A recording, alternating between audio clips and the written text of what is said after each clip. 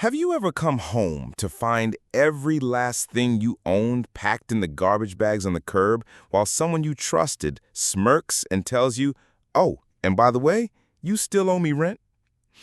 Well, that's exactly what happened to me. It all started when I got the call from my best friend Marcus that trip of a lifetime had opened up. A 10-day hiking expedition through the Rockies with a small group of thrill seekers.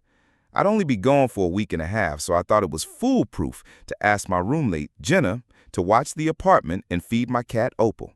Jenna seemed reliable enough, studious, quiet, rarely had people over. What could go wrong? Day one in Denver, I got a text from Jenna. Cat food bought, feeding schedule set, all good. No big deal. Day three, another check-in. Opal is thriving, haven't seen any trouble downtown. Then halfway through the trip, on day 5, I got a picture of Opal stretched out on my favorite armchair, looking blissfully content. I felt relaxed. Everything was under control. Fast forward to midnight on day 10. My ride dropped me off under the flickering street lamp of our building. It was almost eerie how silent the block felt. No music, no laughter, just the steady hum of the city in the distance. I fumbled for my keys, swiped the lock, and pushed the door open. My living room lights were off. Thoughtful. Jenna probably didn't want to wake me. But when I flicked the switch, nothing. The place was pitch black. I flipped on my phone flashlight and headed inside. That's when I saw them. Black garbage bags stacked shoulder high against the far wall, silent sentinels blocking off my entire TV setup, my bookshelves, even my couch. I dropped my bag with a thud that echoed. My heart sunk. "Jenna," I whispered, each step crunching on plastic. What is this?" A soft shuffle came from the bedroom. I edged forward. My phone light caught a movement.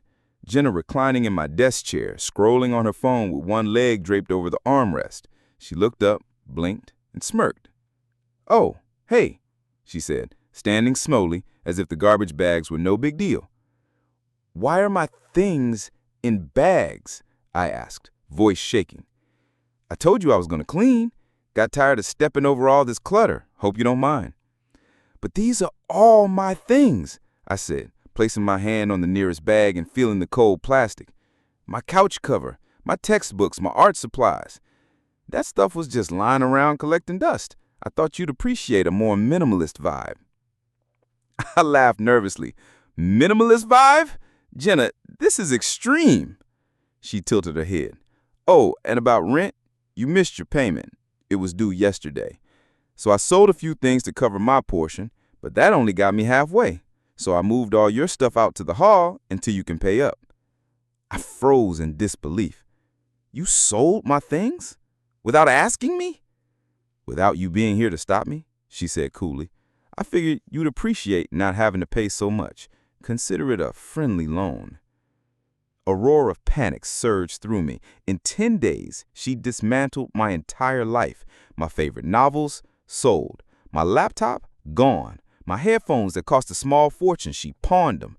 The bags weren't random junk. They were everything I owned. She leaned forward.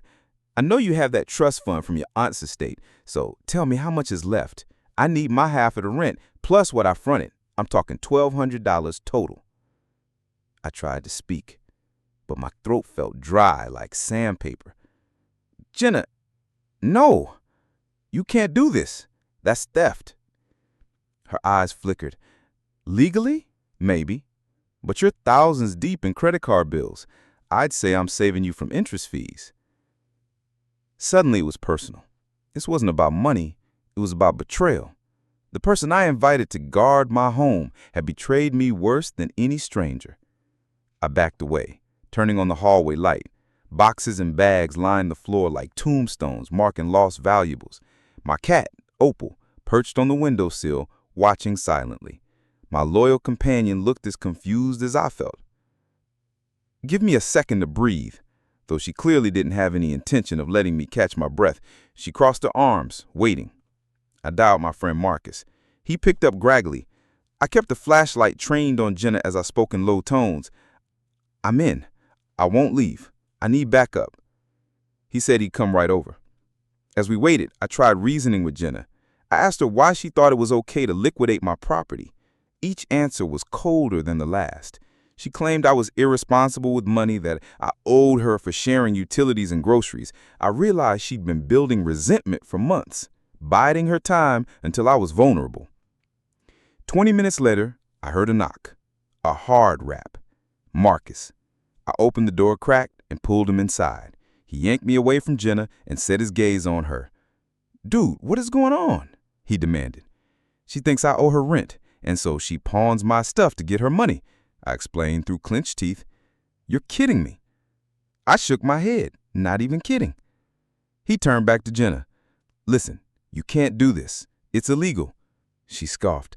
"Tell it to a judge." Marcus stepped forward. "We're calling the cops." She pulled out her phone. "Go ahead, but when they ask why she's got her apartment locked down, they'll come to me." For a moment, it felt like she might win. But then another thought struck me. I had the purchase receipts, the pictures of my living room, my lease that clearly named me as the tenant who pays rent. Jenna had no legal leg to stand on. I reached into my bag and pulled out an envelope full of documents. I laid them on the kitchen counter. Apartment lease, utility bill receipts, purchase records for my laptop and books. I could almost hear Jenna's smug grin fade. "At least let's call your bluff," I said. "I'll call the cops right now. Show them these." She hesitated, eyes darting to the papers. Then, face tightening, she said, "Fine, I'll negotiate." I kept my phone to my ear, dialing 911, pretending to whisper. Jenna's eyes widened, panic creeping in. Okay, I'll put your stuff back." "Now," I said. She gestured at the bags like a defeated general. "I'll start unpacking, but you owe me by tomorrow." "Sure," I lied. "I'll have the cash." As Jenna scrambled to unzip the bags, I whispered to Marcus, "Let's grab the bags that contain my electronics and file a theft report." He nodded. In a swift motion, he scooped up 2 sealed bags and tucked them under his arm. Jenna noticed, but looked too flustered to stop us. In 15 minutes, my living room was empty again, my things lined up neatly, unrecovered. Jenna looked pale, defenseless. "Tomorrow," she mumbled. "You better pay." I looked her in the eyes. Tomorrow. But I knew I wouldn't be paying a cent. Not until every item was returned. Not until this woman was taught that betrayal has consequences. That night, I didn't sleep. I sat in a sparsely furnished apartment, Opal curled in my lap, and plotted. I would reclaim what was mine, legally if necessary. I would turn this into a cautionary tale. Never trust someone with your home unless you truly know them. When morning came, I gathered every receipt, every message Jenna had ever sent me, and marched to the precinct. I filed a theft report. I requested a restraining order, and I vowed to turn the tables. This was only the beginning. I grabbed my coat and stormed out, Opal tucked safely in a carrier. The precinct was a 5-minute walk, every step echoing my mixture of fury and resolve. I clutched my folder of evidence, lease agreement, receipts, text exchanges in my hand like a shield. Behind me, Jenna slunk along in her hoodie, pretending she wasn't the reason I was here. Inside, the detective on duty raised an eyebrow as I laid out my case. "So you're saying your roommate sold your property and then demanded rent?" he asked, flipping through pages. I nodded, voice firm. "Yes, sir. Every item in my apartment was bagged and sold without my permission." He sighed, set down the lease. "We'll process a report for theft and extortion. I'll assign an officer to interview your roommate." He handed me a case number and contact info. Relief flooded me. Finally, the system recognized what Jenna had done. That afternoon, an officer knocked on my door with a subpoena. Jenna stood by, arms crossed, lips pressed tight. The officer read her rights, and she muttered under her breath as he escorted her inside for questioning. I watched from the hallway, heart pounding. Inside, Jenna's once cocky facade crumbled as the officer cataloged her actions.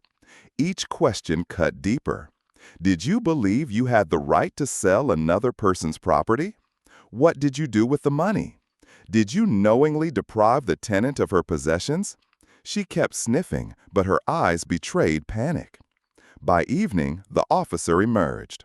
"Miss Wallace, your roommate is officially charged with theft and attempted extortion. She'll have to return your property or face criminal penalties." Jenna's face went ashen. She stammered, I'll get it back. I just needed the money." She turned to me, desperation in her voice. "Please, I'll put everything back. Just don't press charges." I paused. Part of me longed for revenge. Another part felt pity for someone who'd betrayed me so profoundly. But I knew letting her off would damage the message. "No," I said quietly, gathering my nerves. "You have until Friday to return every single item in original condition. No exceptions." She nodded, tears brimming. "By Friday." I left her apartment and called a locksmith to change the locks. That night, I slept with a weight lifted off my shoulders. Finally, some closure. Opal curled on the new couch I'd bought with backup savings, the place feeling like home again. Over the next 2 days, Jenna scrambled. On Wednesday morning, I found my textbooks stacked neatly on the coffee table. The following day, my art supplies, labeled and wrapped. By Thursday afternoon, electronics reappeared. My laptop with a fresh charger, the headphones I loved, even my favorite velvet throw pillow. Each item felt like reclaiming a piece of myself. On Friday morning, just when I thought it was over, I spotted one garbage bag left in the corner, filled with items I hadn't realized were missing. Childhood photo albums, a trophy from a high school debate. I called the officer, who texted Jenna's attorney.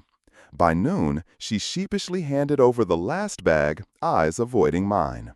The case moved to small claims court for the exact value of what she'd sold and my legal fees. I attended the hearing, sitting in wooden chairs surrounded by strangers. Jenna arrived late, fidgeting.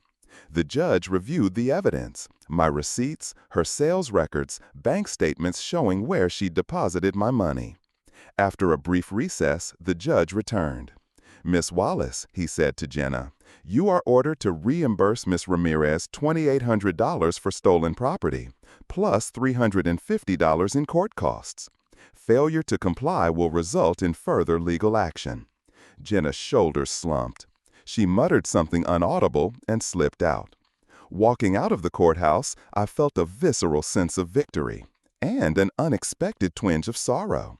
This had been more than a legal ordeal. It had ripped apart a friendship I'd once valued. Jenna and I had shared midnight study sessions and weekend movie marathons. Now, all I felt was residual pain. That weekend, I set about reclaiming my space. I repainted the living room a soothing sage green, installed new bookshelves, and rearranged furniture so Opal could bask in the sunlight by the window. I created a little reading nook where my photo albums went, a quiet corner for reflection. On Monday, I received the final payment from Jenna, a check for $3,150, a bit more than I'd asked. I deposited it and closed the chapter. Over the following weeks, I patched the emotional scars. I replaced some books and replanted the spider plant Jenna had nearly killed by ignoring the watering schedule. I even donated the small extra from her payment to a women's legal aid fund, turning her betrayal into a greater good. Most importantly, I learned valuable lessons.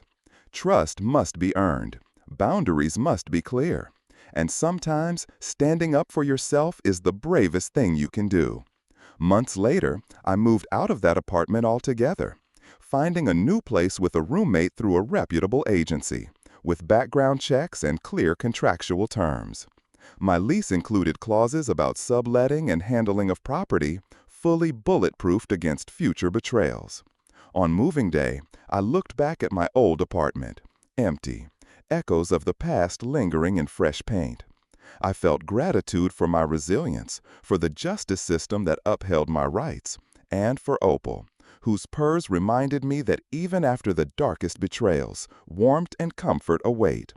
As I closed the door for the last time, I whispered to myself, "Never again." And that, dear viewers, is the story of how my roommate sold all my stuff while I was away, and tried to get away with holding my life for ransom. Remember, always safeguard your personal space. Keep records of your property, and don't be afraid to fight back when someone crosses the line. Because at the end of the day, your home and your peace of mind is worth defending.